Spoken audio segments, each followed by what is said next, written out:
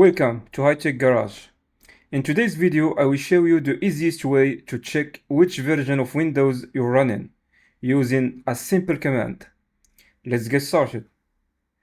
So, the fastest way to check your Windows version is by using the Winver command. First, click on the search bar at the bottom of your screen and type Winver.